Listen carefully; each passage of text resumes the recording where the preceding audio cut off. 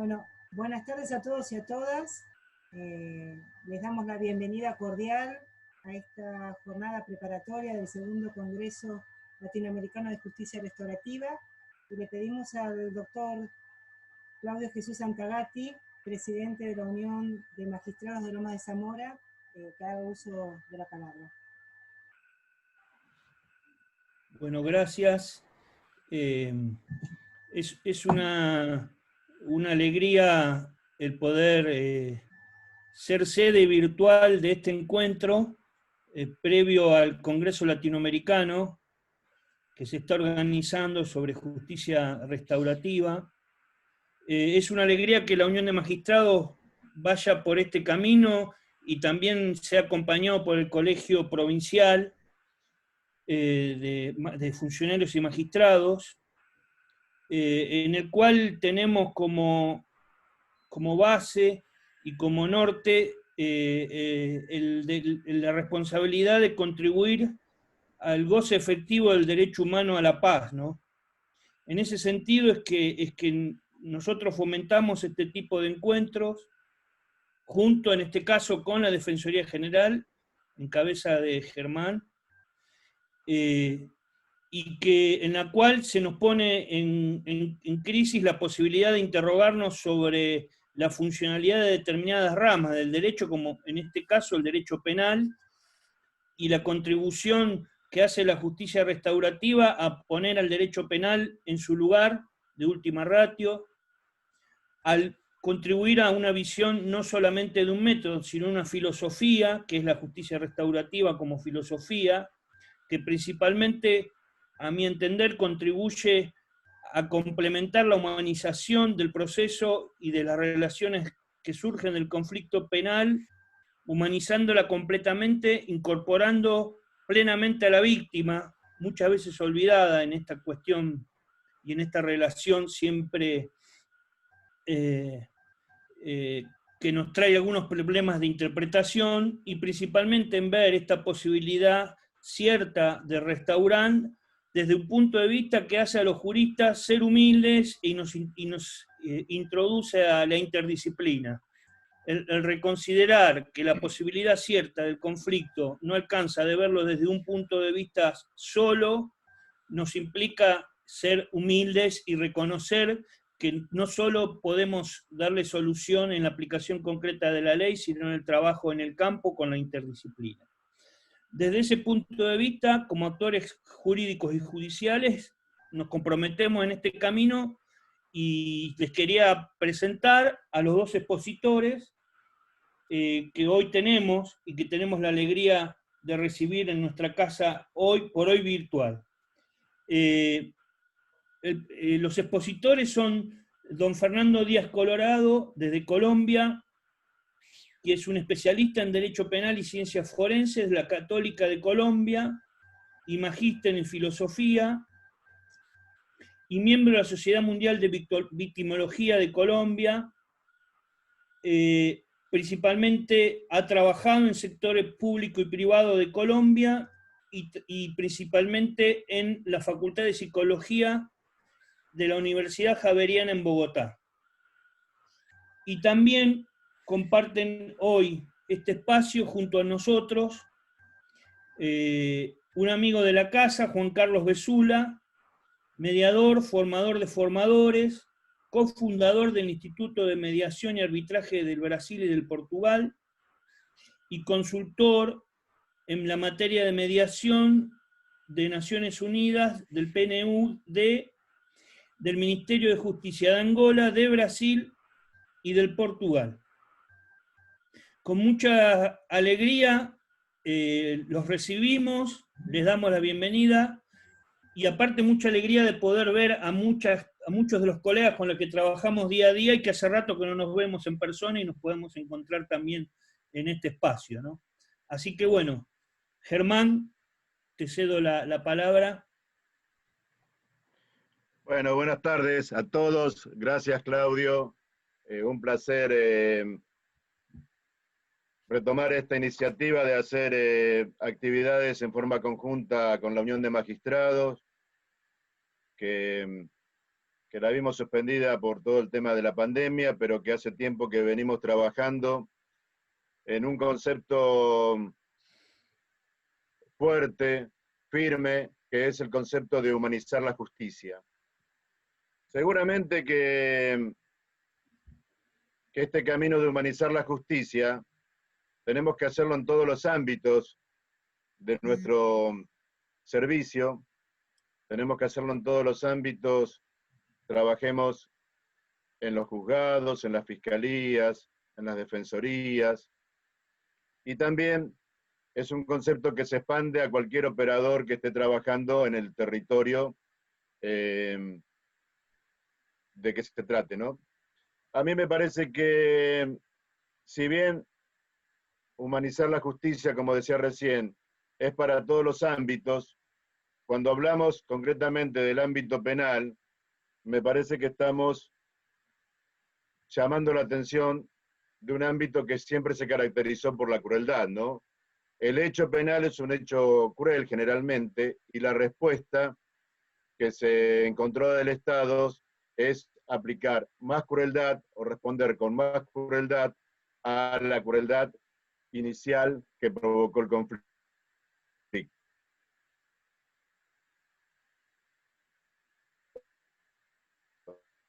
Y puede ser justicia o con qué concepto de justicia. Por eso, a mí me encantaría preguntarle a los expositores qué entienden ellos de justicia, en primer término. Posteriormente, si en ese concepto de justicia está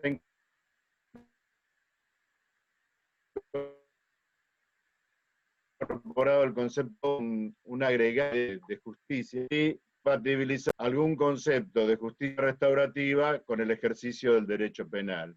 No sé si fui claro en las premisas, pero en caso de haber sido claro, me gustaría que el amigo Fernando, por ser invitado de otro país, de Colombia, empiece con alguna idea, con su exposición, y después que nos hable Juan Carlos. Buenas tardes, Fernando. Te dejo en el uso de la voz, por favor. Gracias, Germán.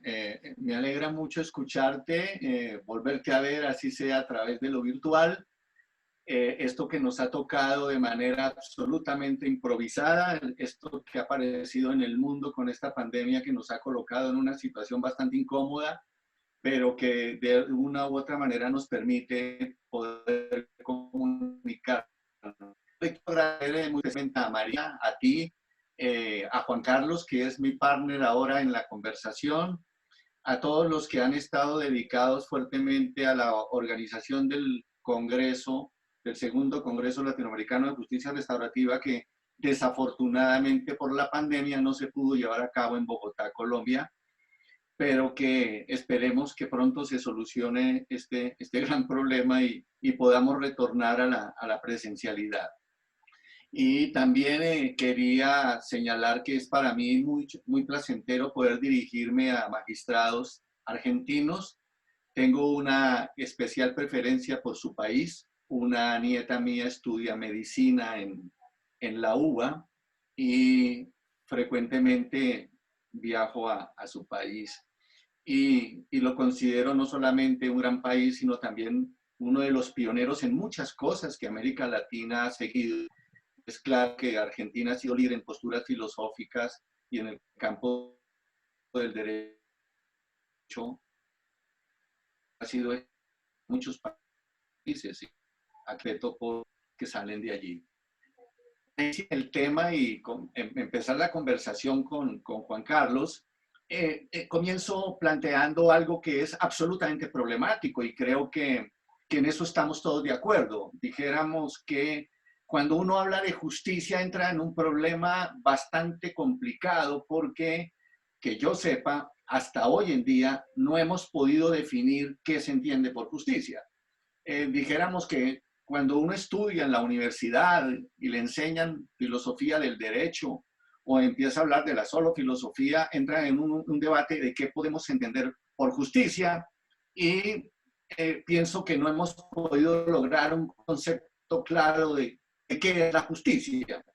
pero en ellos sí podemos hablar de las injusticias. Yo sí pienso que el discurso de la justicia debería plantearse al contrario, debería de las cosas injustas que suceden en la vida, de las cosas injustas que mantienen un statu quo, de las cosas injustas que mantienen un sistema económico, o de las cosas injustas que mantienen una imposición de una autoridad o de un poder frente a otro, o de lo que se supondría es la actuación humana de desconocimiento de ese otro. Por lo tanto, pienso que cuando se habla de justicia, se estaría más bien hablando de la necesidad humana de poder ser reconocido, de poder ser considerado un sujeto igual y válido. Y por eso para mí la justicia restaurativa, ¿cierto? Más que definirla como un concepto claro, es una filosofía, como decía Claudio, es una filosofía, pero es una filosofía práctica. Y es una filosofía material. Y esa filosofía práctica y material constituye el eje que articula dos campos, para mí supremamente importantes, que son el campo de la política y de la moral. Es decir, la justicia debe estar en ese centro entre lo político y lo moral. Lo moral entendido ya no como una construcción normativa que deviene de alguien superior o de alguien que nos instruye, nos dice qué es lo que debemos de hacer, sino en términos un poco más recientes de lo que la ciencia plantea, y es que la moral es una construcción de los seres humanos y que intenta resolver los conflictos bajo criterios de valor que la misma sociedad construye. Entonces, para mí, dijéramos que la justicia tiene que ver más con el respeto por unos valores, por el respeto por unos acuerdos y por la satisfacción de unas necesidades que tienen que ver con el concepto de igualarme frente al otro y de entender al otro como distinto. Por ejemplo, el concepto de justicia que yo defino señala que el principio fundamental de los derechos humanos está equivocado, por ejemplo. El principio fundamental de los derechos humanos dice que nacemos iguales y que somos iguales. Y pensaría yo que en términos de la ciencia hoy en día sabemos que somos distintos, que somos diferentes y que el verdadero derecho no es que seamos iguales, sino que somos distintos, que somos diferentes y que por eso la justicia restaurativa pretende es resolver ese problema de la injusticia. En el otro componente, dijéramos que lo restaurativo, dijéramos que lo restaurativo es justamente la respuesta a ese problema del sistema penal tradicional de Occidente que lleva más o menos 300 años, 200 y pico, dijéramos, para no hacer una equivocada citación de época, pero dijéramos que el derecho penal se ha nutrido fundamentalmente de la venganza, de la retaliación y de la imposición del Estado como eje central de la ejecución de justicia. Y por eso me parece que la justicia restaurativa es devolverle, es retornarle a quienes ocasionaron el conflicto la posibilidad y la capacidad de poderlo resolver. Lo potente de la justicia restaurativa es que le regresa a los que tienen el conflicto la capacidad de hacer justicia. Y eso cambia el chip, porque se supone que lo que nos han dicho a nosotros es que la justicia no la hacen a nosotros. ¿Quién nos hace la justicia? No la hace el Estado, no la hace el sistema de justicia. La justicia restaurativa lo que está diciendo es nosotros hacemos justicia a través de un acuerdo, una mediación y una especie de diálogo que me permita reparar a la víctima y poder resocializar al victimario. Y la otra palabra, el otro concepto del derecho penal, pienso que en la medida en que vayamos avanzando en la conversación con Juan Carlos, vamos a señalar puntos centrales de lo que es hoy la crisis del sistema penal en el mundo. Yo solamente quiero dejar esta idea, y es que el sistema penal en el mundo ha fracasado porque está sustentado en una ambigüedad entre sistema procesal, que son las reglas, y el concepto errado de justicia. El concepto errado de justicia plantea que cuando el sistema penal se mueve, no se mueve para hacer la justicia que el ciudadano busca, sino lo que pretende es hacer una justicia procesal, que está completamente alejada de la verdadera justicia que se reclama. Tan es así que una persona que sea delincuente, que haya cometido el acto, pero que el sistema penal no lo pueda comprobar o probar, o no le pueda declarar responsabilidad, en actos de la justicia procesal queda libre y no es responsable. Digamos que el sistema penal atraviesa una crisis grandísima que amerita un debate profundo en relación a cómo se pudieran ahí trabajar otras formas de justicia que no fueran esas. Le cedo la palabra a Juan Carlos. Muchas gracias, Fernando. Bueno, buenas noches a todas y a todos. Realmente es muy hermoso poder estar aquí cuando hablamos de reunirnos para poder hablar de términos tan importantes y tan fuertes para nosotros, ¿no? Como justicia y restaurativo. María, gracias. Germán, gracias. Claudio, gracias. Y fundamentalmente, Fernando, gracias porque realmente estar contigo es además de un placer, es un aprendizaje siempre. Gracias. Es realmente maravilloso escucharte. Y bueno, mi desafío es precisamente poder complementar algo de lo mucho que ha sido claro con estas terminologías, ¿no? Yo creo que realmente la cuestión de la justicia, como tú lo presentas, digamos, precisamente por lo que vendría a buscar, ¿no? Que sería acabar con la injusticia, y esta cuestión de reconocimiento del otro, es fundamental, porque nos lleva al verdadero foco de esta cuestión. El verdadero foco de esta cuestión es los relacionamientos humanos. El problema de Occidente ha sido que le ha dado al relacionamiento humano un carácter de artificialidad y un carácter, digamos, de abstracción teórica que trató de suplantar lo humano, ¿no?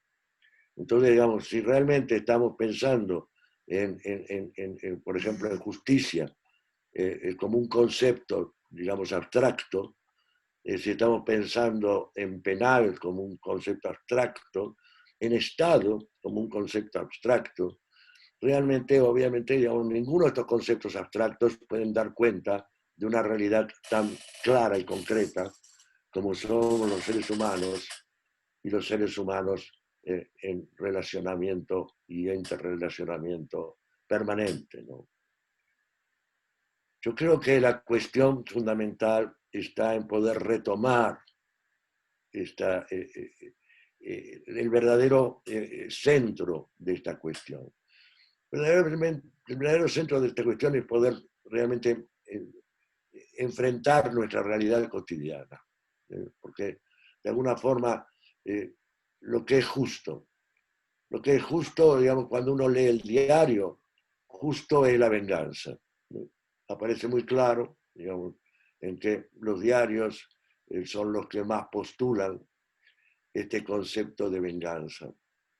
Y realmente lo más injusto es la venganza. Precisamente, al menos fue generado el concepto del pacto social precisamente para esto, para no ir a la venganza.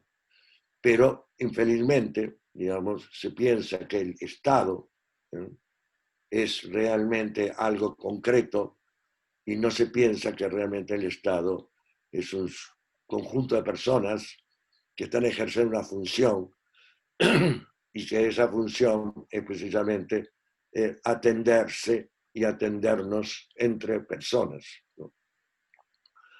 Entonces, cuando nosotros podamos rever este concepto, digamos, de poder entender que acá no hay una situación de abstracciones en juego. Mismo la palabra conflicto para mí es una palabra que viene a traer lógicamente todo un importantísimo estudio teórico sobre las relaciones humanas, pero de alguna forma está a ser usado para perturbar el pensar que somos seres humanos, que estamos relacionándonos y que lo que pasa entre nosotros es propio de seres humanos y es propio realmente de nuestra afectividad y de nuestras necesidades recíprocas. Entonces, justicia creo que es ese hilo, ese enlace que existe entre las personas. ¿Cuál es el enlace que existe entre las personas realmente?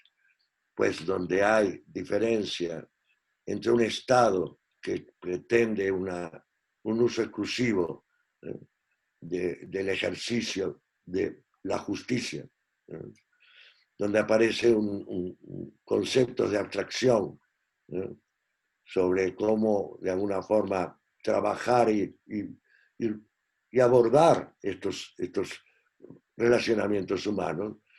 Obviamente que estaríamos yendo a un grado de perturbación de los relacionamientos humanos, porque estaríamos atendiendo algo de una naturaleza con algo de otra naturaleza.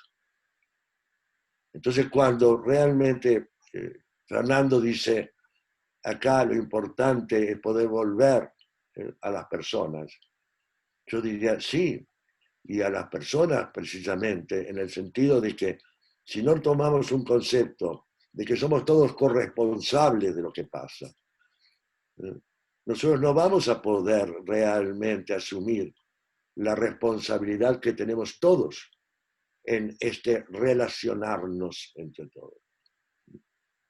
Esta conciencia realmente de que mi estar en el mundo es formar parte de un proceso. No está en diferenciarme de alguien que hizo algo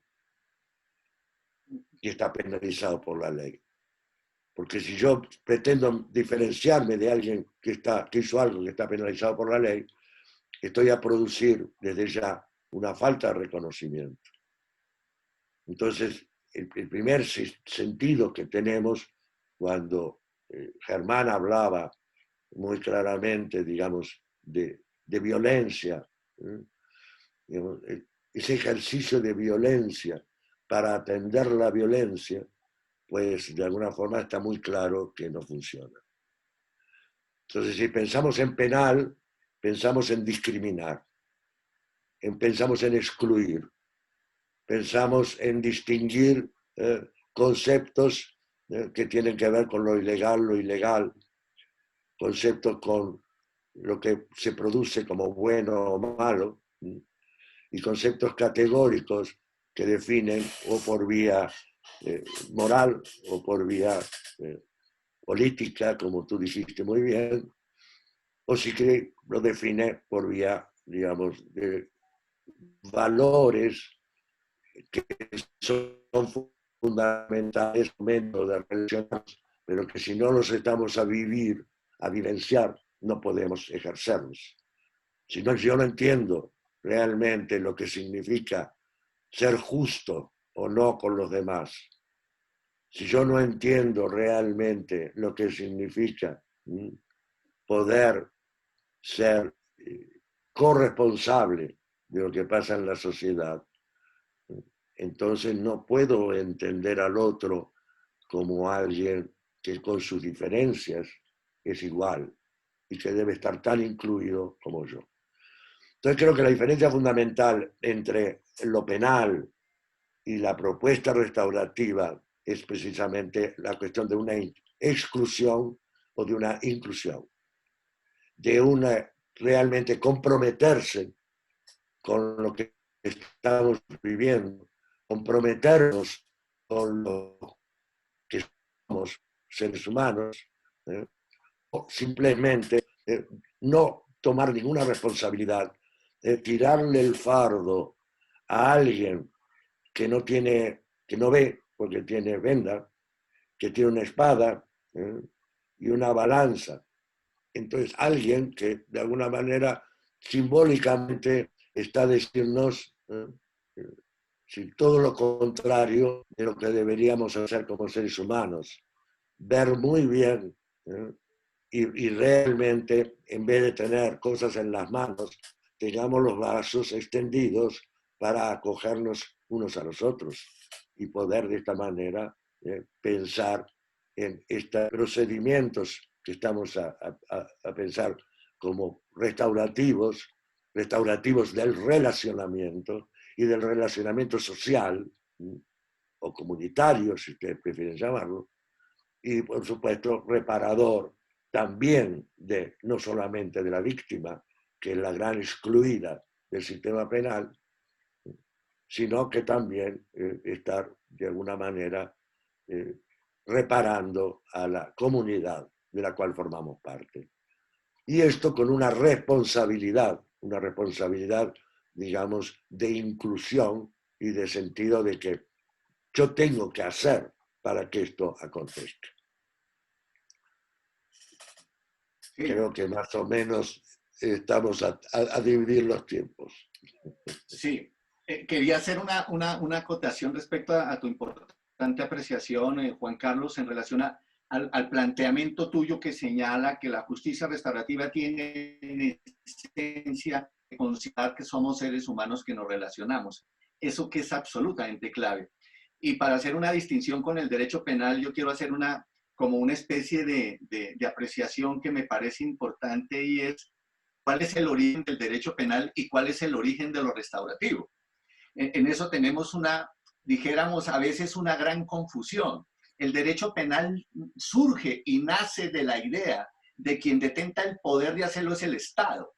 Desde que apareció el contrato social hasta el texto de Hobbes, siempre en Occidente se mantuvo la idea de que quien podía detentar la capacidad de hacer justicia era el Estado, y que el único que podía hacerlo era justamente esa estructura burocrática que lo constituye. Por lo tanto, un gran peligro para el sistema penal es la justicia restaurativa, porque la justicia restaurativa no reclama Estado. La justicia restaurativa lo que está reclamando es que las personas se empoderen y generen una forma de resolver conflictos desde su propia y particular naturaleza. Entonces, dijéramos que ese origen perverso que tiene el derecho penal choca con esa construcción restaurativa de origen, dijéramos, tribal, pero que se ha extendido, dijéramos, a muchas comunidades en donde la justicia es de abajo hacia arriba.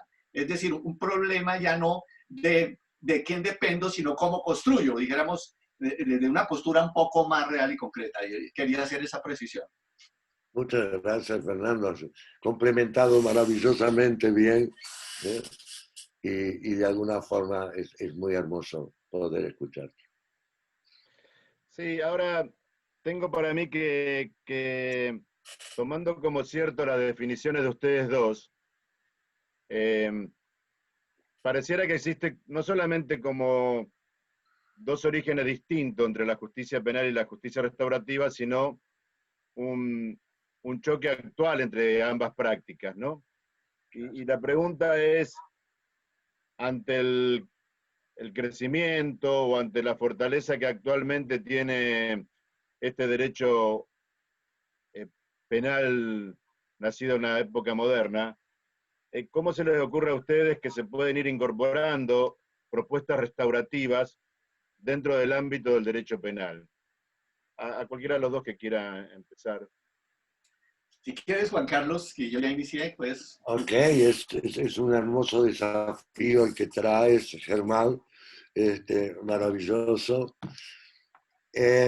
Yo creo que primero debemos respetar, ¿no? O sea, a partir del momento en que el Estado percibe que no es suficiente para atender toda la situación social, la complejidad humana, cuando percibimos que, digamos, estamos a vivir una complejidad enorme en cuanto a cantidad de situaciones que vivimos, en ese momento empieza a entender que es necesario contar con la ayuda de las propuestas del diálogo y de las propuestas del encuentro para que las propias personas puedan atender sus situaciones y sus relacionamientos.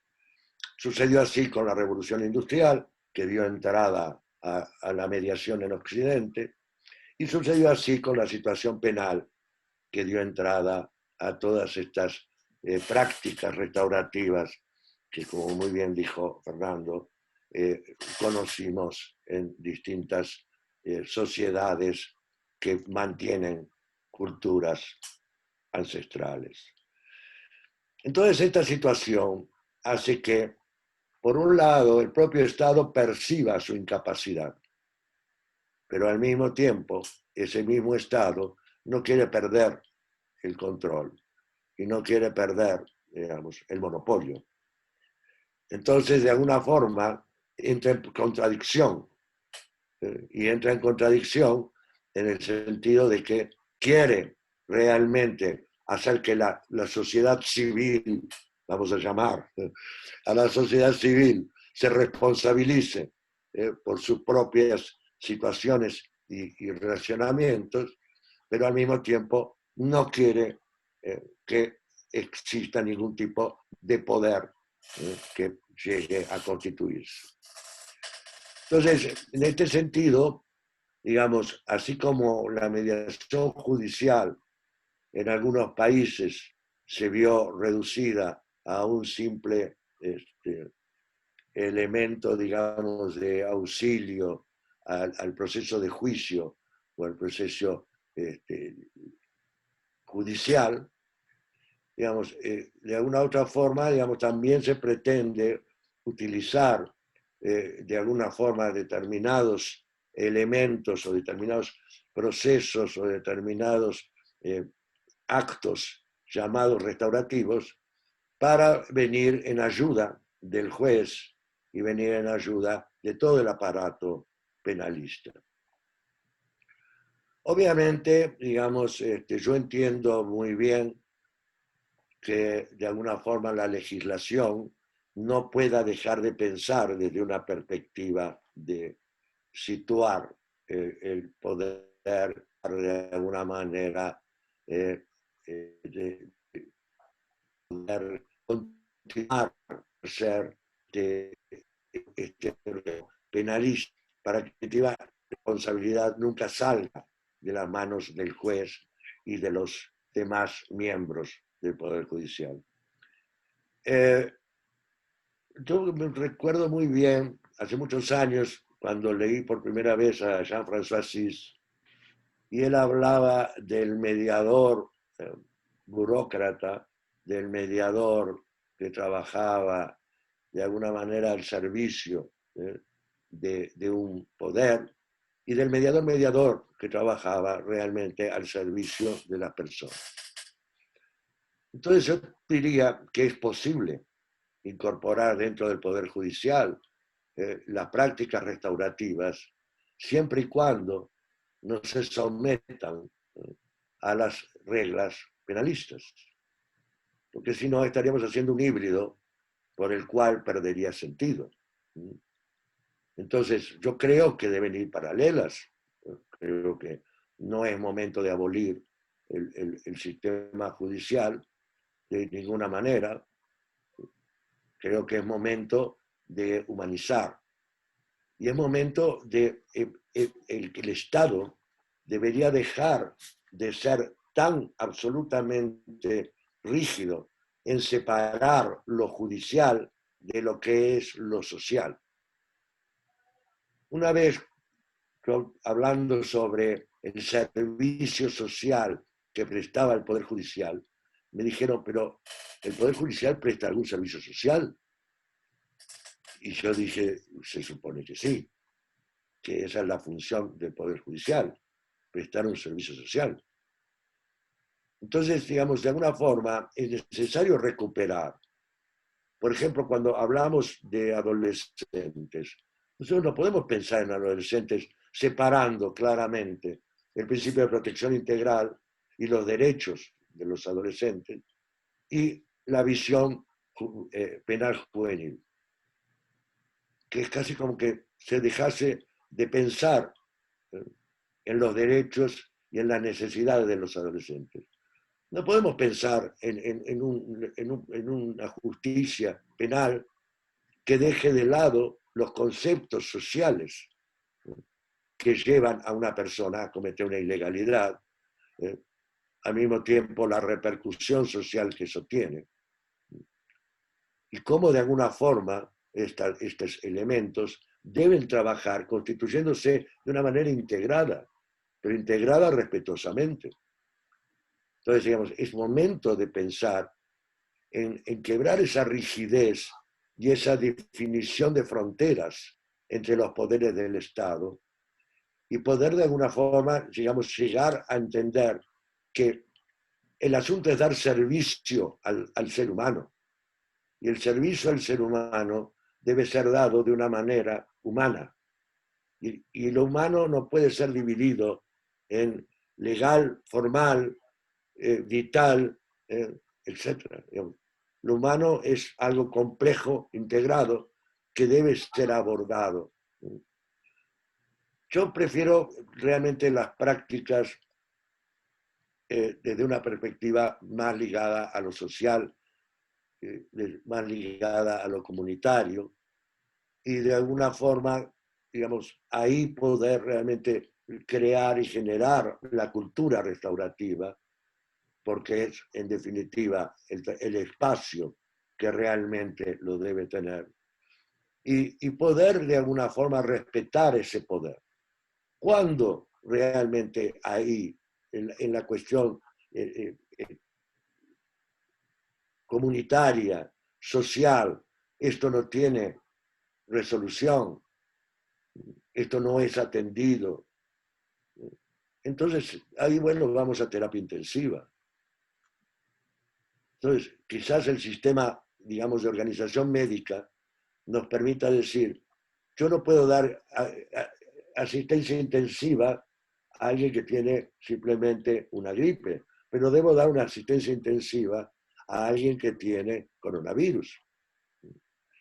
Entonces, obviamente que estamos a hablar de grados y estamos a hablar de situaciones que creo que no deberían mezclarse, sino precisamente mantenerse dentro de su grado realmente de pureza. O sea, los procesos restaurativos o los mecanismos restaurativos, si son perturbados y aplicados dentro de una concepción penalista, si son pensados, por ejemplo, para hacer una negociación, para poder de alguna manera resolver el problema económico de la cantidad de prisiones que tenemos.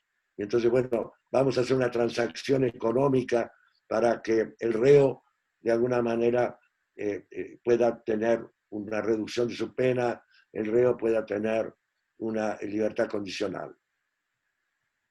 Estamos obviamente a perturbar de tal manera el concepto restaurativo que estamos de alguna manera a dejarlo, ya no es más restaurativo, es simplemente una introducción negocial dentro de lo penal.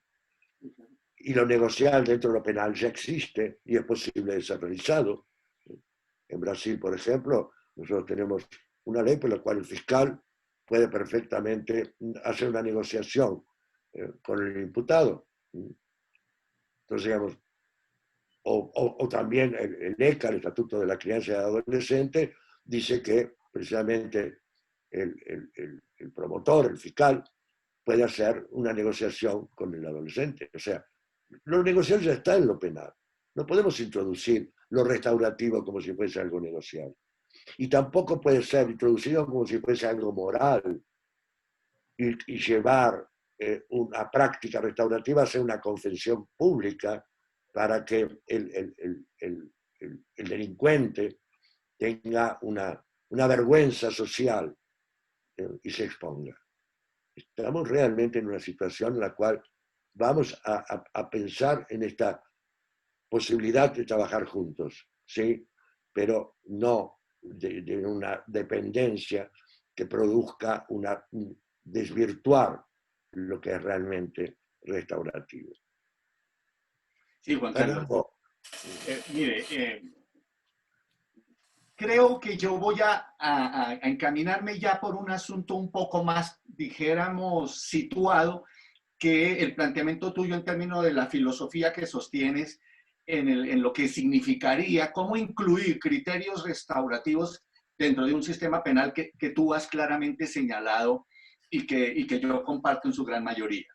Pero dijéramos que si nosotros nos ubicamos históricamente y empezamos a hablar del concepto de sistema penal, y de sus características, dijéramos que el sistema penal ha venido atravesando históricamente una serie de etapas. Digamos que el sistema penal primero fue inquisitivo, que luego fue acusatorio, dijéramos que después fue un poco mixto acusatorio, y tenemos ahora un sistema anglosajón, dijéramos, que domina Occidente, que se llama sistema penal de partes, en donde hay una estructura investigativa y una estructura de juicio, es decir, alguien que investiga, alguien que juzga y se le adjudica una pena. Digamos que ese sistema caracterizado por un ritualismo procesal, dijéramos que en todos los países de Occidente existen dos códigos, que es el Código Penal, donde están los delitos, perdón, y el Código de Procedimiento Penal, que dice cómo debe llevarse a cabo esas investigaciones de esos delitos. Digamos que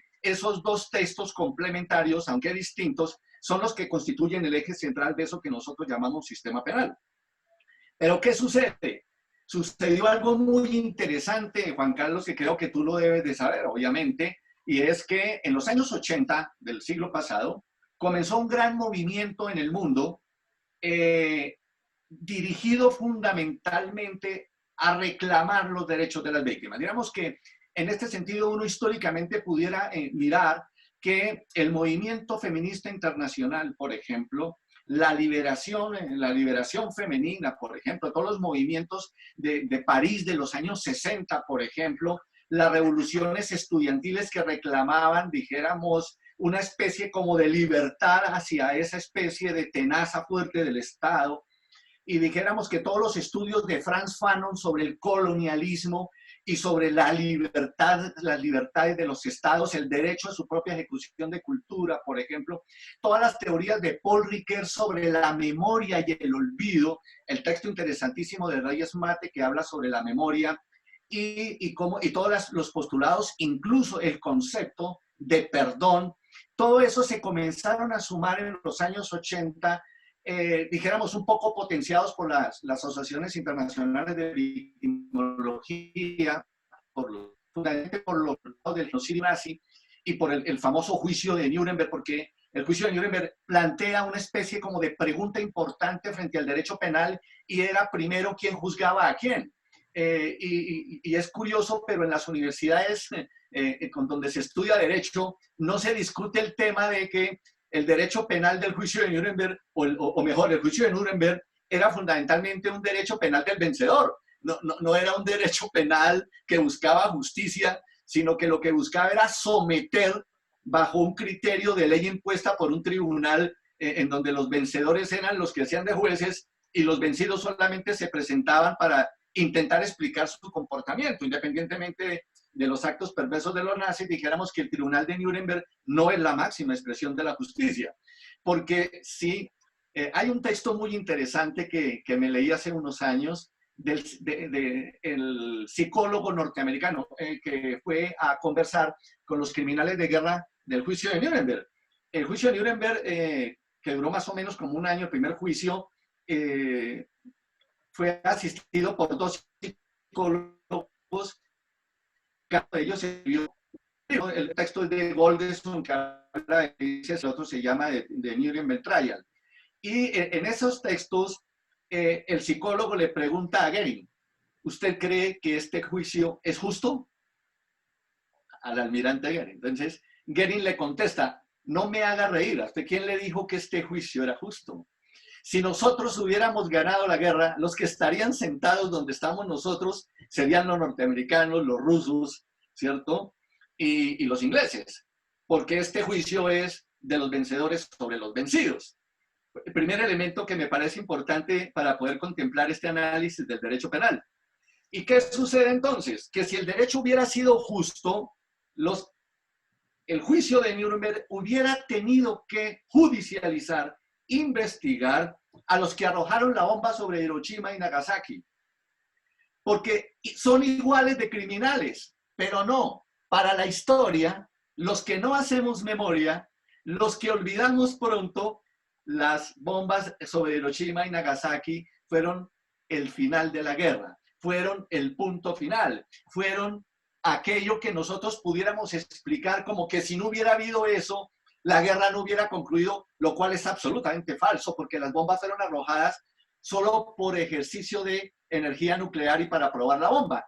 Los japoneses ya estaban rendidos, los alemanes ya estaban rendidos, los rusos ya habían llegado, ya se habían enterado del genocidio nazi y ya no era necesaria el lanzamiento de las bombas sobre Hiroshima y Nagasaki. Pero la historia nos ha vendido que ellos son héroes y que los que lanzaron la Enola Gay, que se llamaba la bomba, fueron considerados como héroes por el sistema americano.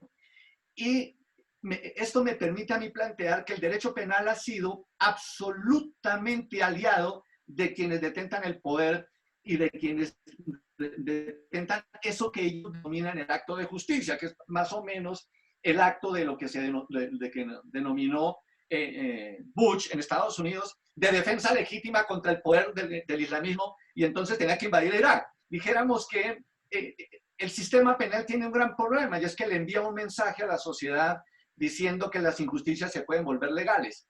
Y ese es el gran problema del derecho penal, que no es coherente entre su presupuesto de hacer justicia y la imposición que ejecuta cuando de calificar los actos se trata.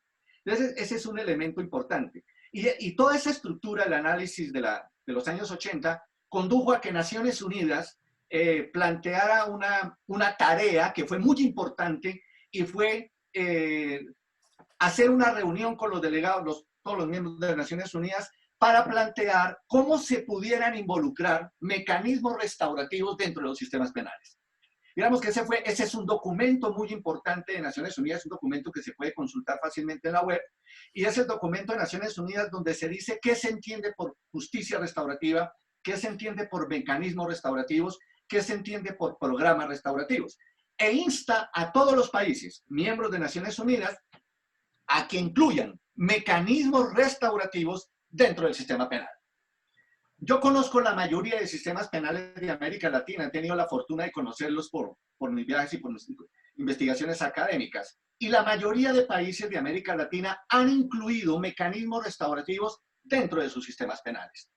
Dijéramos que para algunos ortodoxos eso es una cosa, como tú señalabas muy bien, Juan Carlos, un poco ambigua porque hay una mezcla de conceptos distintos y procedimientos distintos. Pero yo pienso muy parecido a lo que piensa Neil Christie en oposición a lo que plantea Luke Husman. O sea, Husman dice hay que acabar con el derecho penal, hay que hacer una abolición total, el derecho penal hay que extirparlo de la tierra. Y Christie dice no tampoco. O sea, dijéramos, sí tiene sus fallas, pero dijéramos que hay esperanza de que el sistema penal pueda ser penetrado por la justicia restaurativa o por los mecanismos restaurativos mejor, que con el tiempo produzcan eso que Harari denomina un orden imaginado distinto. Y ese orden imaginado distinto sería un sistema centrado en la reparación a las víctimas. Y aquí es donde me quiero detener, porque me parece que esto puede ser muy útil para quienes nos están escuchando. Y es que cuando nosotros hablamos de incluir mecanismos de justicia restaurativa o programas de justicia restaurativa, implicaría que el sistema penal se moviera, es decir, hiciera un giro y para establecer dentro de los presupuestos de carácter procesal los incidentes de reparación integral que le permitan a la víctima poder reclamarle al vicario o poder reclamarle al Estado la reparación que le corresponde al delito. El concepto de reparación integral que ha trabajado la Corte Interamericana de Derechos Humanos, que me parece absolutamente genial, señala que cuando se habla de reparación se debe hablar de 5 cosas. O sea, digamos, no se puede hablar de reparación en términos solamente de encuentros o solamente de mediación o solamente de ejercicios de satisfacción de algunas cosas. La Corte Interamericana de Derechos Humanos plantea cosas como, por ejemplo, primero, el primer elemento de la reparación integral es la restitución, es decir, devolverle aquello que le fue quitado a la víctima, devolvérselo. En el caso, por ejemplo, de Colombia, que es el caso pues, de mi patria y donde está más cerquita y donde yo tengo más porque he venido trabajando 15 años sobre el problema de violencia política en Colombia, uno de los primeros actos de justicia restaurativa dentro del proceso de paz con las FARC, por ejemplo, es devolverle la tierra a quienes se la quitaron. Primer elemento. ese criterio de restitución es un criterio de devolverle a la víctima aquello que ha perdido. El segundo criterio es un criterio meramente legal, muy del derecho, que se llama indemnización. ¿Y la indemnización en qué consiste? En establecer un valor simbólico por el daño recibido. Digamos que un secuestro, un homicidio, un abuso sexual, una violencia intrafamiliar no tienen una valoración porque el ser humano no puede ser concebido como valor. Pero dijéramos que la indemnización es un valor tasado en determinada cantidad de dinero de manera arbitraria, pero cuya pretensión es reconocer que ese hecho tenía, amerita una desmejora en el patrimonio de quien ejecutó el acto. Segundo elemento. Tercer elemento, la satisfacción de necesidades derivadas del delito. ¿Y esto qué implica? Yo en alguna ocasión estuve, cuando fui funcionario del Estado de Colombia, estuve una vez en Washington y sí a unas reuniones que me invitaron sobre programas de asistencia a víctimas de carácter local. Yo no conocía, honestamente, eso fue hace como 25 años, yo no conocía eso y sucede, y esto es una anécdota, que en los Estados Unidos existen unos fiscales locales y existen unos fiscales federales. Los fiscales locales son elegidos por el pueblo. Mire esto tan interesante. Y el fiscal local elegido por el pueblo genera una especie como de proyecto político en el que plantea, dentro de su programa, crear programas de asistencia a víctimas en el entorno social.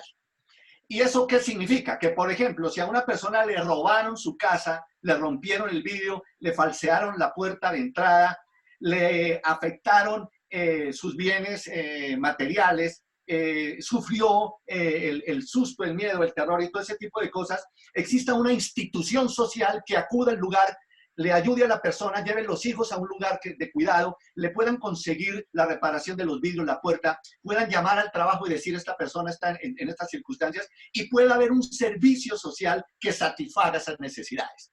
Dijéramos que en América Latina estamos en mora de crear este tipo de servicios de asistencia social que a mí me parece que son supremamente poderosos porque no solamente generan fortaleza social, sino que también generan una cultura de la ayuda y una cultura de la construcción con el otro.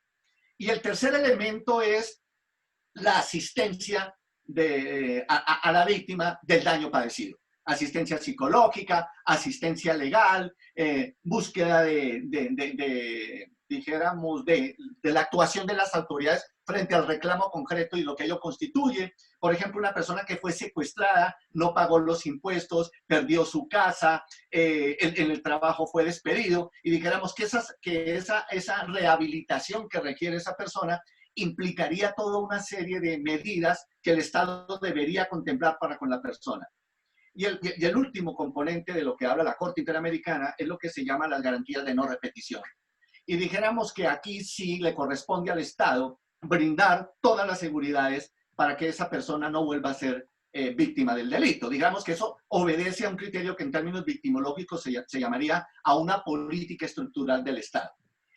En ese concepto, con ese concepto de reparación integral, el derecho penal, incluyendo el concepto de reparación integral, haría lo que tú, Juan Carlos, señala, y es concebir el derecho penal un poco más humano. Estaríamos más centrados en eso. Y el otro elemento que me parece supremamente importante es que si bien el sistema penal se nutre de la venganza, un jurista que no me acuerdo el nombre decía que la relación entre derecho penal y venganza es la misma que entre el matrimonio y la sexualidad. Digamos que es algo muy parecido. Están muy ligados, no se pueden separar. Y dijéramos que cuando nosotros hablamos de inclusión de mecanismos restaurativos dentro de ese sistema penal, dijéramos que el proceso, el sistema procesal debería dirigirse fundamentalmente al interés por la víctima. ¿Y eso qué implica? Un cambio profundo en el sistema penal tradicional. ¿Por qué un cambio profundo? No es necesariamente un cambio paradigmático del concepto de justicia que nosotros hablamos en la primera pregunta que nos hizo Germán. No. Implica que el Estado se mueva para crear mecanismos de atención a las víctimas, mecanismos de protección a ellas y de asistencia a las víctimas, como señala mi buen amigo David Weller cuando habla de justicia terapéutica. Es decir, David Weller dice, el derecho es una fuerza que actúa sobre la sociedad generando dos tipos de consecuencias. Unas consecuencias sanadoras, positivas, rehabilitadoras, pero también el derecho genera consecuencias negativas, dañinas y perversas. Y una de las consecuencias negativas y perversas es que el sistema penal todo lo vuelve litigioso.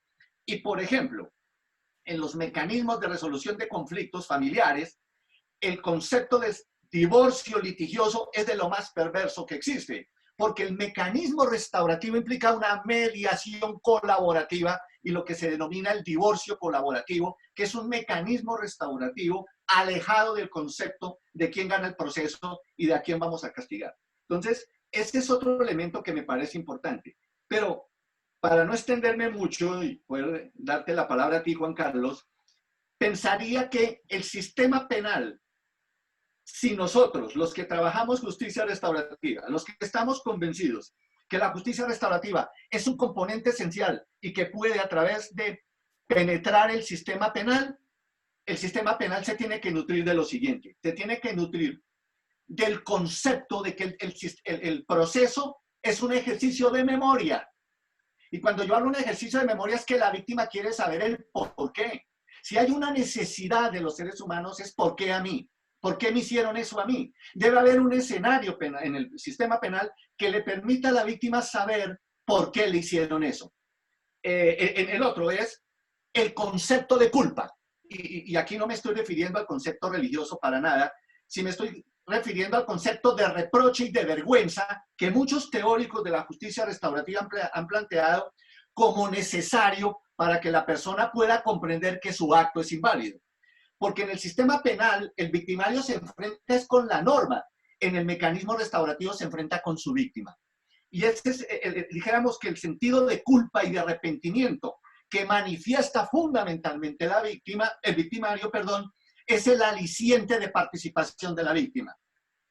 Y el acto de perdón. Y aquí también quiero hacer una diferenciación con el concepto religioso muy acendrado en América Latina, pero que no es de mi interés debatir. Y es el siguiente. En un artículo muy interesante de Reyes Mate sobre el acto de pedir perdón de la ETA, de los miembros de la ETA, una vez que hicieron ese proceso de paz en España y que dejaron las armas, Reyes Mate escribe un artículo muy interesante, muy genial, que plantea el problema del perdón. Y dice algo que me pareció súper interesante. Dice, el perdón es gratis, pero no es gratuito. ¿Qué quiere decir Reyes Mate con que dice que es gratis, pero no es gratuito? Lo que está diciendo es que todos podemos perdonar. O sea, depende de la persona, de la disponibilidad de la persona de perdonar. Y en eso nadie se puede meter, ni el Estado, ni la familia, sino es una decisión particular. Pero lo que implica que sea gratis, pero que no sea gratuito, es que el victimario debe hacer actos concretos para merecer el perdón. Por ejemplo, yo pongo un ejemplo terrible de nuestra situación en Colombia. Si los guerrilleros de las FARC hicieron un proceso de paz con el gobierno colombiano y se paran en una tarima y dicen, le pido perdón al pueblo colombiano por lo hecho, es producto de la guerra, teníamos que hacerlo, ese acto puede significar algo, pero no tiene los componentes que Reyes Mate plantea del perdón. ¿Y cuáles son los componentes? Que las FARC deben decir a quienes secuestraron, a quienes asesinaron, en dónde tienen los cadáveres, cuánto dinero tienen y dónde lo han escondido, cómo llenaron de minas quiebrapatas el país, en qué lugares están y cómo van a aportar a la deconstrucción de ese terror que hicieron. Esos actos concretos son los que justifican el perdón, porque si no estaríamos hablando de un perdón divino y de Dios y a eso no me quiero referir. En el acto de perdón se potencia la memoria y se impide la impunidad, cosa que en el sistema penal tradicional se mantiene. ¿Y por qué se mantiene? Porque no hay memoria, porque no hay perdón, porque no hay reproche y porque no hay culpa. Y esos son los elementos centrales de lo que yo pudiera denominar el núcleo y centro de lo que se llama el sistema restaurativo. Es decir, mientras no haya una disponibilidad del victimario y una comprensión de la víctima que le permita un encuentro en donde ambos estén bajo esa dimensión psicocognitiva, dijéramos, va a ser muy difícil que la justicia restaurativa pueda penetrar el sistema penal y pueda generar de alguna manera un gran cambio paradigmático que haga que el sistema penal desaparezca y se imponga un mecanismo restaurativo. No sé tú qué pienses, Juan Carlos. No, Fernando, primero admirarte, como siempre, por tu erudición y por tus conceptos muy claros. Quiero aclarar que nosotros en el año 2000 empezamos a trabajar en Brasil, en Joinville, en Santa Catarina, con adolescentes en la vara, el juzgado de la infancia y la juventud del doctor Alexandre Moraes da Rosa, y que nosotros teníamos todo un servicio de mediación restaurativa para atender perfectamente, digamos, a los adolescentes, a las víctimas, a las familias de los adolescentes, a las familias de las víctimas, y que mi trabajo me llevó a incluir, digamos, un trabajo de buscar la participación de la comunidad, y que fue posible desde el Poder Judicial, desde el Fórum de Joinville, desde el Tribunal de Joinville, fue posible integrar esta práctica. Lo que pasa es que, digamos, yo entiendo tu visión y pienso que de alguna forma, tanto desde la perspectiva teórica, hay conceptos que yo no entiendo como restaurativos. O sea, de vivir esta práctica en Brasil, vivir esta práctica en San Martín, con la gente que está trabajando en la Defensoría de Buenos Aires, digamos, con mediación, con adolescentes, de mediación restaurativa. Digamos, yo creo que no podemos incluir terminología que es terminología penalista, porque en definitiva el perdón forma parte del penalismo. O sea, el perdón es otorgado. El perdón tiene que ver con un elemento que está dentro de condena o perdón. Y pienso que nosotros no podemos entrar con conceptos, digamos, que no son personalmente restaurativos. Y creo que ahí está la confusión. Creo que es posible que se introduzca la mediación restaurativa y los demás procesos, círculos restaurativos dentro del Poder Judicial, pero que sea realmente un trabajo que pueda envolverse a la comunidad, que pueda envolverse, por ejemplo, en el caso con adolescentes, que pueda envolverse en las escuelas, que pueda envolverse realmente a una complejidad. Sí, Europa, obviamente, que digamos fue lo restaurativo porque las víctimas eran fundamentales ser consideradas. América Latina, de alguna forma, fuera de las situaciones, digamos, de existencias de países como Colombia, con existencia de víctimas, muy claro, de alguna forma, fuimos trabajando también por una cuestión, digamos, de preocupación social por los agresores, ¿no? Y de alguna manera, digamos, estas dos cosas, esta conjunción, hizo que precisamente pudiésemos instalarlo con mejor confort en la parte de adolescentes, y de alguna forma con adultos estamos a hacer situaciones y ensayos. Pero yo creo que además de todos estos trabajos que puedan ser incorporados respetuosamente en el Poder Judicial, pienso que lo que están haciendo en Lomas, todo Germán, con todo el equipo de mediación restaurativa, es magnífico. Lo que están haciendo en San Martín, con las mediaciones, es magnífico. O sea, eso es posible en la medida que sea respetado, en la medida que sea realmente permitida que su naturaleza sea diferente a la naturaleza penal. Cuando hay un casamiento, digamos, a partir del respeto del hombre y de la mujer, o de los dos hombres o de las dos mujeres, pero de alguna manera hay un respeto por las diferencias. hay un respeto por poder mantener la identidad de cada uno. Entonces yo creo que realmente es importante pensar teóricamente en esta posibilidad y es posible de implementarlo, de hecho lo hacemos, pero cuando se pierde esta noción de respeto por las diferencias, cuando se pierde este concepto de incorporación, es necesario incorporar a la comunidad en estas cuestiones. Es fundamental. Nosotros hacemos el trabajo con el equipo de mediación compuesto por un mediador, probablemente un comediador, ¿no? Y un portavoz de la comunidad. Alguien de la comunidad que viene a hablar desde la comunidad. O sea, para no ser fundamental no pensar exclusivamente la situación individual, sino pensar la situación social. Yo pienso que realmente lo restaurativo tiene esa gran diferencia.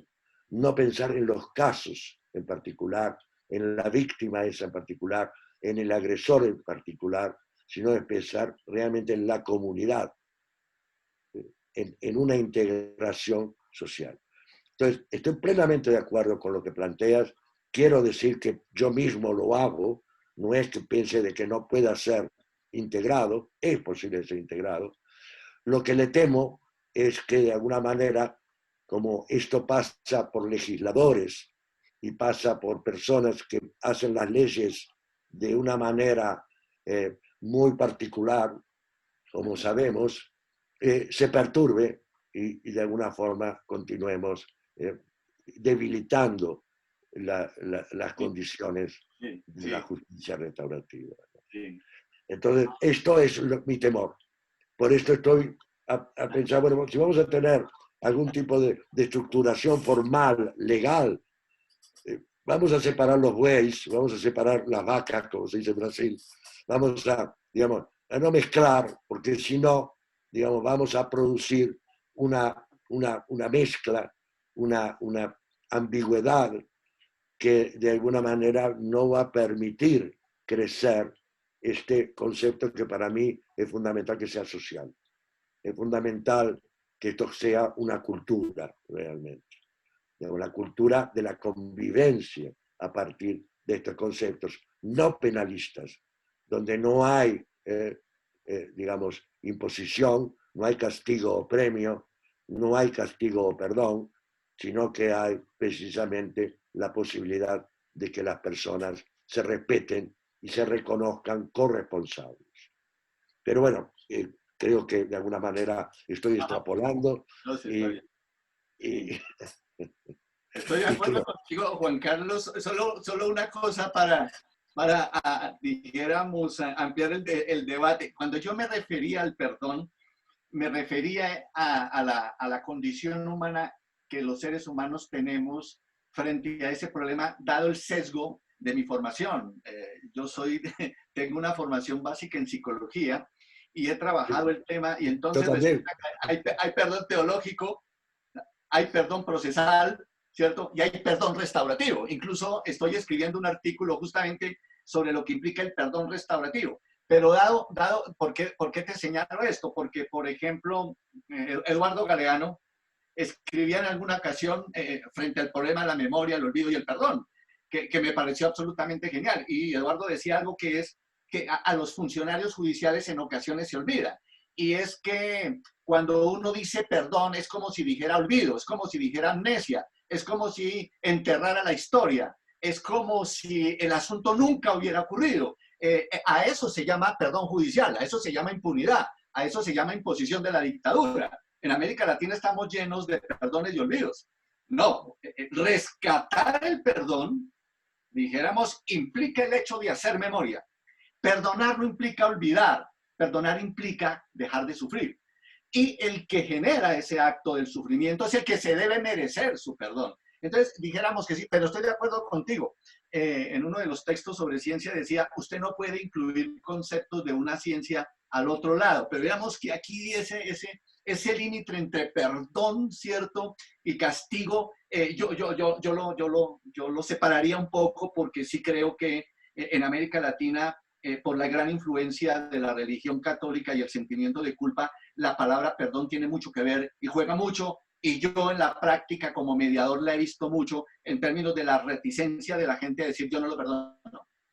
Otros que quisieran decir yo sí lo quiero perdonar y no lo puedo hacer. O sea, esa imposibilidad del perdón en el ejercicio de la mediación es clave señalarlo. Pero en lo demás estoy de acuerdo contigo, Juan Carlos. Sí, obviamente, digamos, es importante, me parece, apuntar que si pudiésemos construir un elemento que se enriqueciese, yo también vengo de la psicología, del psicoanálisis, y bueno, después he pasado por la sociología, y recordaba, digamos, una frase de Boaventura de Sousa Santos, ¿no?, que él dividía al derecho como emancipador o regulador. Ajá. Y creo que de alguna manera nosotros podemos pensar en este derecho, en esta justicia restaurativa, como el derecho emancipador, Sí. el que realmente da la posibilidad a la gente de ejercer su propio poder y su propia capacidad. Sí. De acuerdo, perfecto. Y de alguna manera el regulador es el que habla de castigo o de perdón, sí, ¿no? sí. Digamos, y de alguna forma es algo que marca superioridad. Sí. Yo te castigo o yo te perdono desde una superioridad. Perfecto. Y creo que lo restaurativo es precisamente la inclusión y de la igualdad. Okay. Germán. Bueno, quedaron algunos temas, me parece que ustedes introdujeron algunas cuestiones también sobre la cultura restaurativa, que sería bueno en algún momento hablarlo. A mí me gustaría ver si alguien tiene ganas de hacer alguna pregunta, alguien de los que está presente. Les pedimos, por favor, que lo hagan por el chat. Estos ¿Lo pueden minutitos. hacer por el chat o lo pueden hacer levantando la mano? ¿No te parece también? No, mejor el chat, Bueno, para el poder porque están todos leer. silenciados. Es importante pensar la cultura social, y aunque lo penal no es exclusivamente lo que está en el derecho penal, lo penal está en la convivencia entre la gente. Y esto es lo que realmente debemos trabajar. Que yo me enamoro de alguien y cuando sufro algo, una decepción, me trato de vengar. Y nuestros relacionamientos sociales son penalistas. Criamos a nuestros hijos con conceptos penalistas. O hacer lo que te mando o te castigo. Y esto es obviamente lo que debemos cambiar. Debemos cambiar esta configuración, esa cultura. Sí. Hay una pregunta para Fernando, que dicen, ¿cuáles serían los principales desafíos y acciones posibles para instalar a la justicia restaurativa como una filosofía práctica legítimamente aceptada por la sociedad, considerando la concepción hegemónica instalada en torno al delito, venganza, castigo y a las tendencias actuales al populismo penal? Sí, muchas gracias por la pregunta y yo no sé si Germán tenga como unas 5 horas para poderla responder. ¿Usted qué piensa? Nunca se olviden, Fernando, que la idea era dejarlas con las ganas para que se inscriban en el Congreso. No podemos concluir todo acá. Es una pregunta supremamente importante, pero bastante amplia. Yo intenté en la segunda parte, pero quiero precisar algo a propósito de la pregunta que me están haciendo. A ver, yo parto de la siguiente apreciación. Recientemente me he encontrado con creo que muchos han leído los textos del Homo sapiens y de Dios, desde humanos a dioses, de Harari. Dijéramos que Harari tiene dijéramos, dentro de su postura teórica, Harari tiene algo muy potente, aunque también tiene otras cosas muy frágiles, pero dijéramos que lo más potente que tiene Harari es que los seres humanos vivimos en una dualidad entre lo que es el mundo material y concreto y el imaginado o construido. Digamos, el ser humano es una especie como de equilibrador, dijéramos en términos psicoanalíticos, es como un yo complicado entre el superior y el ello. Digamos que ahí existe una especie como de construcción que nos permite a los seres humanos poder fortalecer o no la realidad. Harari dice, por ejemplo, la justicia es un concepto inventado. la democracia lo es, el dinero lo es, el cristianismo lo es. Y el problema no es que esos sean conceptos construidos o imaginados, sino que tengan real consecuencia y real cambio en la estructura material de la vida. Y por eso la pregunta me parece interesante. Porque como yo le decía a Juan Carlos, el sistema penal es la estructura que mantiene el poder que detenta el Estado y que implica el acto de hacer justicia. Pero ese poder del derecho penal está tan débil, está tan frágil, se ha quebrado tanto que ya hay un movimiento internacional, no solamente de la Sociedad Mundial de Victimología, sino de las mismas víctimas, de los mismos movimientos sociales, sino de todos aquellos conflictos que se van presentando a través de la vida y que no encuentran una solución dentro del sistema penal y que buscan salida por, dijéramos, por otros lugares. El derecho penal ya se dejó penetrar de la justicia restaurativa. En Colombia, por ejemplo, el sistema penal, y creo que en el Perú y algo en el Ecuador que conozco, el sistema penal incluyó 3 componentes restaurativos dentro de su sistema, que son la conciliación preprocesal, la mediación penal y el incidente de reparación integral. Esos 3 componentes restaurativos afectan grandemente el sistema penal. Lo colocan del lado de la víctima, lo ponen a trabajar hacia el lado de la reparación del daño y lo impulsan a trabajar desde la víctima. Así su racionalidad sea retributiva, así su racionalidad sea castigadora y sancionadora, no cabe duda que ese mecanismo de introducción de programas restaurativos es lo que está, dijeron, generando en el mismo escenario penal la muestra de su inutilidad, de su incapacidad. Por ejemplo, las acciones que ejecutan todos los organismos de derechos humanos, de defensa de los derechos humanos en América Latina, lo que están mostrando justamente es eso, es cómo moverse para resolver conflictos que no sean ya necesariamente litigiosos. Voy a poner ejemplos de lo que está pasando en este momento y de cómo lo restaurativo cobra absoluta vigencia. En Colombia, por ejemplo, y creo que en todos los países, lo he escuchado en todos los países de América y del mundo inclusive, producto de la pandemia, muchas personas no pudieron pagar el alquiler de su vivienda. Muchas personas no pudieron pagar, por ejemplo, los servicios de salud, de agua, de gas. Muchas personas no pudieron cumplir con sus obligaciones de carácter prestacional, o sea, algún dinero que debían, la cuota en el colegio de los niños y todo ese tipo de cosas. No lo pudieron hacer. ¿Qué hizo el Estado? El Estado no se puede mover de manera penal. El Estado no se puede mover a encarcelar a todas estas personas. El Estado está atado, amarrado, no porque no lo quiera, sino por la situación. ¿Y qué fue lo que se propuso?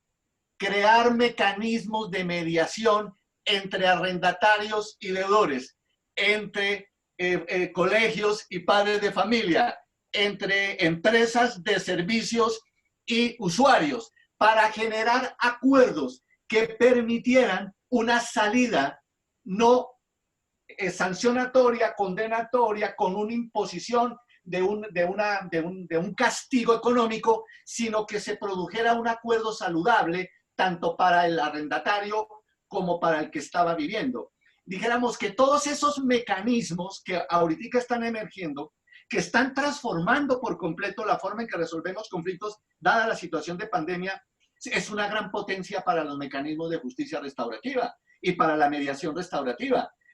Yo sí pienso que, independientemente del poder del Estado, y yo, en relación con la pregunta, yo diría que si hay algo que está débil hoy en día, es el Estado. Dijéramos, el Estado cada día pierde mayor vigencia, y el gran peligro que estamos viviendo hoy en día frente a la pandemia es justamente que el Estado se vuelva dictador, se vuelva controlador y domine aprovechando la situación de la pandemia. Pero si hay algo que ha venido en crisis es justamente el Estado. Y no solamente por el modelo neoliberal capitalista que le quitó casi todas sus opciones, sino también porque en América Latina la primera necesidad que tienen los seres humanos no es comida, es justicia. Los sistemas de justicia no tienen el respeto. Y yo creo que estos mecanismos restaurativos y esta manera de ingresar y generando programas de atención y vinculando a la sociedad, que se vincule a las fiscalías y a los organismos de investigación a través de programas de atención a víctimas y de satisfacción de necesidades, van a producir el cambio, estoy absolutamente seguro. aunque estoy de acuerdo con el que hace la pregunta que el poder hegemónico todavía lo tienen y que es, dijéramos, que todavía toca dar la batalla y toca seguir en la lucha. Bueno, hay muchísimas participaciones, pero hay una que me interesa, que va dirigida a Juan Carlos, que habla un poco, manifiesta que vos hablaste del tema de la víctima, pero nos propone que te expreses acerca de cuál es el rol del adolescente en el proceso restaurativo. En el caso de que el adolescente sea precisamente el que ha sido el agresor o ha sido el que ha producido el hecho ilegal, obviamente que es un trabajo que vamos a realizar en el cual el objetivo fundamental está en poder generar un espacio para que se exprese, generar un espacio donde pueda dialogar con las personas que hacen a su identidad, para poder tener una visión sobre sí mismo, una reflexión crítica sobre sí mismo, que le permita percibirse, digamos, en una situación donde hay toda una repercusión de sus actos, no solamente sobre sí mismo, sino sobre otras personas, además de la víctima. Entonces, digamos, es importante poder ejercer lo que llamamos de protección integral, en el sentido de atender las necesidades del adolescente, pero al mismo tiempo poder llevarlo a que haga una reflexión para poder hacer una posibilidad de revisión de sí mismo y poder de alguna manera llegar a percibirse y diagnosticarse en el sentido, digamos, claro de, bueno, está en esta situación, en este momento, por algo. Y entonces, ¿cómo puede asumir su responsabilidad en esta cuestión para también programar un proyecto de futuro donde él pueda desarrollar sus habilidades y sus capacidades?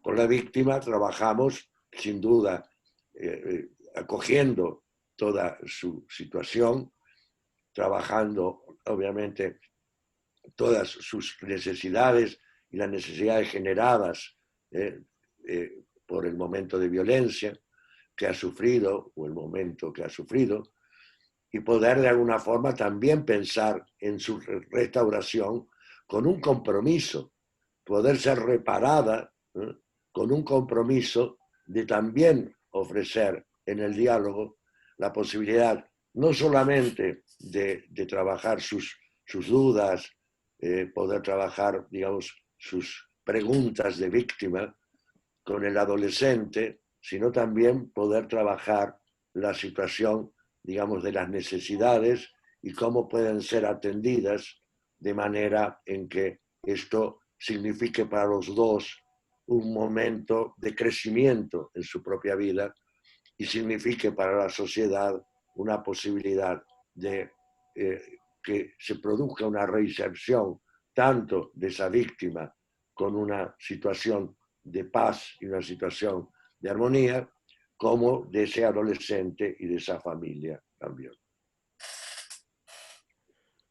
Bueno, nos habíamos propuesto, hay muchísimas intervenciones, pero nos habíamos propuesto no excedernos de 1:20 de exposición. Les agradecemos el interés que han tenido todos en esta charla. Yo le contaba a los que han participado, a los que han hecho las exposiciones, a Fernando y a Juan Carlos, que no queríamos perder la oportunidad de hacer una charla preparatoria al Congreso Latinoamericano de Justicia Restaurativa, que se va a hacer entre los días 30 de junio y el 2 de julio, y que nos parecía maravilloso que ellos puedan colaborar con nosotros para llevar adelante esta jornada preparatoria al Congreso, ¿no? Agradecerles muchísimo, invitarlo a todos que están escuchando, que se inscriban, que bueno, ahí nos contaban desde la Defensoría del Pueblo de Santa Fe que ya tenemos cerca de 700 inscritos, y que pensamos que como todo inconveniente también tiene su parte positiva, ¿no? Esta posibilidad que siempre nos hemos rehusado de hacerlo online porque siempre nos gusta vernos las caras. Hubiese sido maravilloso poder haber ido a Colombia y estar todos en una gran ronda participando e intercambiando conceptos. Tiene, digo, como positivo que el formato online permite que más gente pueda participar, ¿no? Y que desde cada uno de sus casas va a poder tener su tiempo, poder realizar sus preguntas, poder participar de una u otra manera en este congreso que creo que va a ser muy importante, ¿no? Agradecerle a la Unión de Magistrados la posibilidad de hacer esta actividad juntos, desearles a todos que tengamos la mejor vida posible, y no sé, Claudio, si querés darnos un saludo final, y nuevamente el agradecimiento para Fernando, para Juan Carlos, para Ángeles, para Aldana, que está ahí también coordinando, y para Agustina, que siempre colabora desde un lugar muy, muy humilde, pero siempre tan eficaz en la organización de estos eventos. Por favor, Claudio, si nos das un saludo final. No, simplemente agradecer, desear buenas noches a toda la gente que nos acompañó de todos lados, de Brasil, de Santa Fe, de Neuquén, mis colegas de Bahía Blanca, del Colegio de Magistrados de Bahía Blanca que también están, y de todo el país. Así que, y agradecerle principalmente a los exponentes por ayudarnos a cambiar esta cultura que tenemos tan arraigada en nuestra formación jurídica, y que quizás habría que debatir también todo este tema dentro de las currículas de las universidades, ¿no? Otro gran tema que me parece que en algún momento habría que poner en crisis. Y también decir que estas prácticas se hacen muchas veces con la oposición de muchos de los que somos operadores, y quiero rescatar acá cómo ponen el cuerpo quienes lo operan estas prácticas y nuevo cambio cultural, y agradecerlo, ¿no? Agradecerlo porque en verdad es la que nos mejora y que nos hace disfrutar o poder tener la utopía de disfrutar sociedades más pacíficas. Gracias, buenas noches y saludos a sus familias. Bueno, muchas gracias a todas y a todos. Fernando. Muchas gracias. Que la pasen bien en la cuarentena. Igualmente. Gracias, igualmente. Hasta luego, Juan Carlos. Chao. Hasta luego. Ángeles, Amaya. Gracias. Muchísimas gracias. Nos estamos viendo pronto. Bueno, adiós. Hasta el Congreso.